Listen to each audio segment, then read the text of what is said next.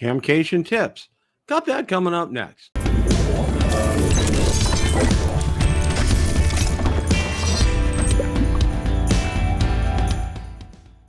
Bill from Ham Radio Basics here. If you like the content of this video or anything on my channel, make sure you hit the subscribe button and ring the notification bell so you don't miss any future content. With that, let's begin. The other day, I hosted Ham Radio Basics Live, and for the most of the show, we discussed tips and suggestions on making your trip to HamCation a much better experience. So without any further ado, let's roll that clip in its entirety. Okay, we're going to get into some tips to help make your experience at HamCation a whole lot better. Now, this is some things that I have learned through time and through some trial and error. So let's just go ahead and jump into it. Now, here's the first thing is on the locations. One of the things I can tell you is this. You can see the better parking area that I have outlined right here. And this is right in front of the building. But in order to get the better parking, you have to get there super early as the lots open up. I think they open up at 7. I'm not sure. But the only advantage of getting there early gets you into the better parking area. And it's all grass. And it's generally about, I'm trying to outline it here with my cursor. It probably roughly encompasses this area right here. There's a line that they don't park people past there at the fairgrounds. I don't know why. But if that's filled up, they get you over into what I'll call the rough parking area. Now, these used to have some covers over them, but those have been gone years ago. It's pretty dilapidated over there. And what I mean by rough is the road surface. You need to go super slow. There's a lot of pits there, and you need to be very careful walking. You got to watch where you're going. And when you get to the main path right here, and I'm going to try to outline that here. When you get to this main path, like we parked here and we had to walk all the way down here. But when you get here, it's pretty okay here. It's very narrow. These lanes are very narrow. We ended up parking, try to show you guys, like right around here. And it was an easy in and out to get in and out. And you can see right here is where the entrance is. So as far as driving into the fairgrounds. Now, if you purchase your tickets on Will Call, all right, Will Call, a lot of people go into the building through, there's a ticket booth right here, right where I have my cursor, okay? But if you purchase your tickets on Will Call, and it's right over here to the right of the main building, the main exhibit hall that you're going into. So that's where you would get them. And then right next to it is an entrance to the main building where you see G and H right here. That is the main building itself. Now, I know a lot of people like to get the extra raffle tickets, and I had to ask several places to find that out. The extra raffle tickets are in this building marked as I, which is right across from the main exhibit hall right here. And if you're staying at least a couple of days, I would go ahead and purchase several, which we did last time. So also, too, the swap meet. The swap meet, it's not outdoors. It's now all indoors. I believe it's probably going to be the same this year, too. And that's being held over in Building J. Thanks, Chris. I appreciate that. Welcome. Thanks for stopping by. Building J is where all the vendors are for the swap meet. And it's a very big building, and it takes a good, I'm going to say almost 15 minutes to just, if you're walking through the perimeter of the building, like we did, we went in on the right, went through the back, and then came to out to the side. It takes a good 15 minutes to get through there with careful browsing. For me, when I go to look at the swap meet, I'm looking for things, maybe some treasures in some boxes, maybe some Yaesus or some ICOMs that somebody really hasn't used or very gently used and is in a box. I don't see a lot of those, and it's really kind of frustrating because I'd like to find maybe like a nice 7100 or an 891 in gently used condition. So that's basically why I go in there to take a look at those, or maybe a nice HT, and I'm talking like maybe either a Yaesu or an ICOM. And there's plenty of vendors that sell the Balfangs there outside the exhibit hall.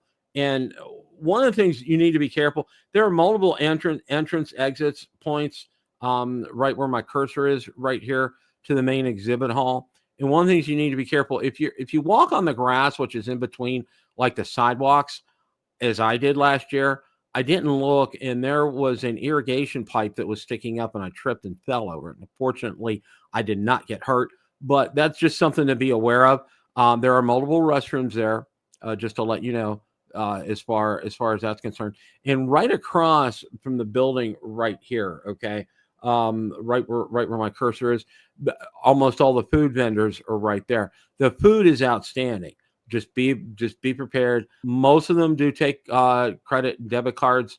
Some only take cash, so be wary of that, and be wary also too that it's going to cost you a lot of money. I can tell you that right now.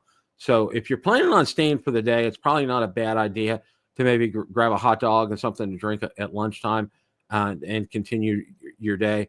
But if you want to, you can always venture out and come back. But again, the big thing again with that is parking. So that's pretty much a general layout of things that you can see. Like some of these buildings up here, they have some of the forums are up here, like in K. I'm not sure what the letter is for this building right here, but maybe M, I'm not sure.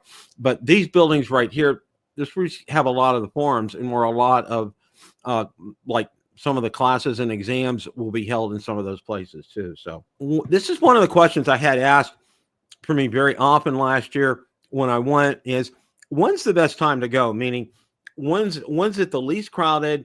When can you maneuver around and be able to see things and have some hands-on experience? Okay. It varies from day to day. And I'm going to tell you, in the morning, it's almost always going to be packed. All right. And that's on pretty much all 3 days, Friday, Saturday, Sunday. It's going to be packed. It's going to be wall-to-wall people. And right here at this time, I took this is a still from a video. I think this happened probably, Kurt, welcome. Thanks for stopping by today. Appreciate that. I think this happened probably early afternoon right here where it wasn't as crowded. And that's one of the times that I can suggest is probably early afternoon or lunchtime, because a lot of people will end up congregating outside, getting something to drink, getting something to eat,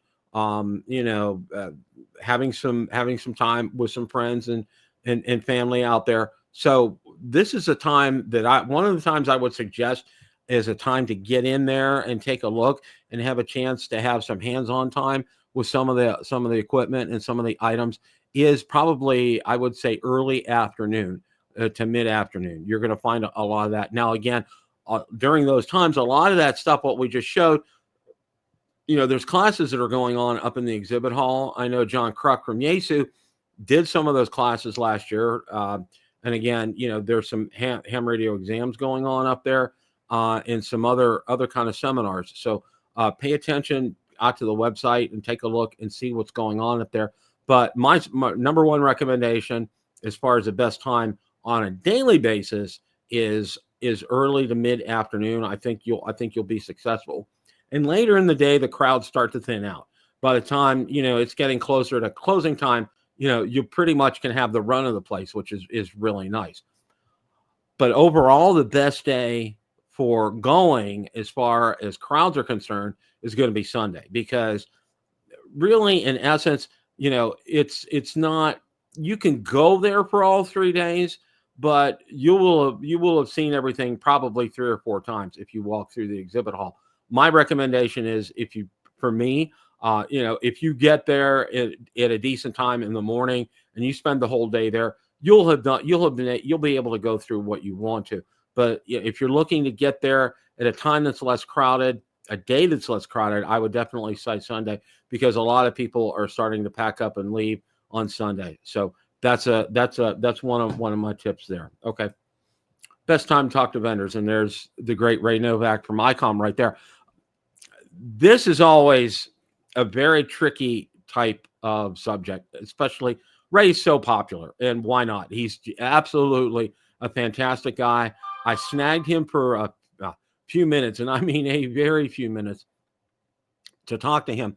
And when I went to Hamvention, he was so busy. All I had the opportunity to do was shake his hand during Hamvention over in Dayton.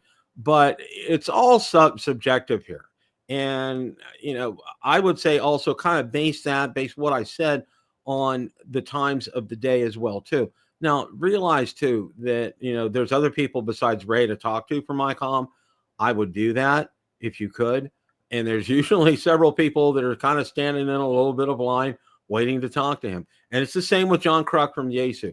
Now, I do know every time I went to try to go talk to John, he was teaching a class, which was fantastic, but it was frustrating trying to find him. Now, Yaesu had a very full entourage of people there. They had some there, but, Ray's their main spokesperson there, and he's pretty much front and center almost all during the day. So, and again, kind of go by my times that I said, probably early to mid-afternoon. If Ray's had a break and a lunch break and he's back, you probably can catch him then. It's probably a better time for that as well. And also, too, if you're trying to get some hands-on time with some of the equipment, like, of course, Yaesu has a great display. ICOM has a great display up there. If you're trying to do that, what I would suggest, kind of in the same kind of ballpark and time frames, when it's less crowded, you'll have a chance to walk up to some of these, which would be fantastic. So again, the best time to kind of talk to the vendors, it's really kind of the best time when it's less crowded. Basically, is my rule of thumb for that. Just kind of let you know regarding that right there. Now here's a swap meet, and this is a still from a video I took. And this is a table that is literally full of tubes, radio tubes. And I mean, every kind of tube you can ever imagine, they have them there. And yes, they are very pricey, but they have them all. I mean, pretty much what you're looking for, they would have them there. But this is just a sample of kind of what it looks like in the swap meet building. And like I said, it's very big inside there. It takes almost a good 15 minutes to walk through there, which was fantastic. Now, I don't know if they have an area where you can test equipment to make sure that it works before you actually purchase it. I know they have that down at Huntsville, okay? And I'm pretty sure they have it at Hamvention. I'm not sure about HamCation. I haven't heard a lot about that. So just kind of FYI here, just, ask is what I would do. If you're interested, if there's something you're interested in, ask the person or company or vendor who's selling that if you could test it, and if there's an area to test that in, be upfront with them. Say, I want to make sure that this works before I purchase this. I think that would be a wise thing to do, and more often than not, they will. And if there is somebody there to do that, now I think they might have something set up in the hall across from the main hall where you can purchase the extra raffle tickets. I'm not sure. You might need to check on that, but that would be a good thing to do if you're looking to get some used equipment to make sure it works, that it's not, DOA when you get it and you get it home, then all of a sudden you got to fire it up and then nothing. And, because finals may have blown on it or who knows what. So, but yeah, all in all, the swap meet is indoors, and it's a lot nicer than when it was outdoors, because usually 9 times out of 10 at that point in time in the year, it's probably pretty muddy up there at the fairgrounds from having some rain up there, and it's kind of slow going. And now I can say this: I experienced the mud and the rain at Hamvention. There was a lot of rain and it stopped, but it got very muddy out there. So you have to be real careful where you're walking. But here you avoided all that, and it was real nice. And I like that. I like what they did moving this indoors, and there seemed to be enough room up there. So this one right here, be respectful to YouTubers as they may be recording. Last year when we got there to the main hall and we entered through will call, and it's trying to look forward here. I'm trying to point my arrow here. I think it's in that direction. I'm not 100% sure, but when you come in, one of the things that I found right away, I saw Josh from Ham Radio Crash Course. He had his setup to record, and you could see he had microphone set up, and he had a couple of monitors set up, and extension poles and everything. And he was busy going through there, and apparently I think he was doing a live stream as he was going through there. Now, this is another tip for you. You won't be able to do live streams in here unless you just won't be able to do that. If you want to do a live stream, you're going to have to do it outside the building. And I found that out. I did do that last year. I did do a couple of live streams from outside the building, but in order to do that, you have to do that outside the building. And what I mean by this slide right here, be respectful of the YouTubers as they may be recording. Josh was there. I did see Jason. I saw Mike, K8MRD, now Ham Radio Tube, recording there. And, they're talking to vendors. They may be talking and engaged with people, and they're recording for their channel. Be respectful of them. If you see them, just don't walk up and say, hey, hi, how you doing?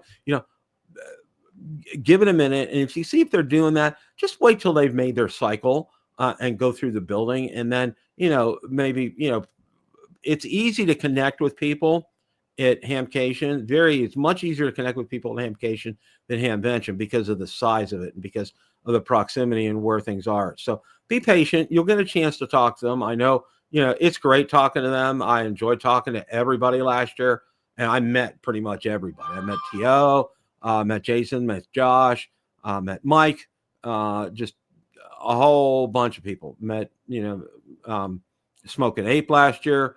It was great. Had a wonderful time with that. I'm gonna miss not seeing them this year. That's one of the things that I kind of regret. So, but yeah, these tips should help you in your experience with HamCation. I hope they do. For those of you that are going, and I hope you guys have a great time. It's a lot of fun. I'm really kind of bummed that I'm not going to be able to get there. One of the main things I was hoping for was the new Yaesu FTX1. I hope they had that on display and maybe to be able to fire it up and take a look at it and see. But I won't get that opportunity. But be that as it may, those of you going, have a great time. Enjoy yourselves. Question of the day: what did you think of HamCation tips? Let me know in the comments section below. Thanks so much for watching, and remember, it's a great day to make a QSO. 7 threes, everyone.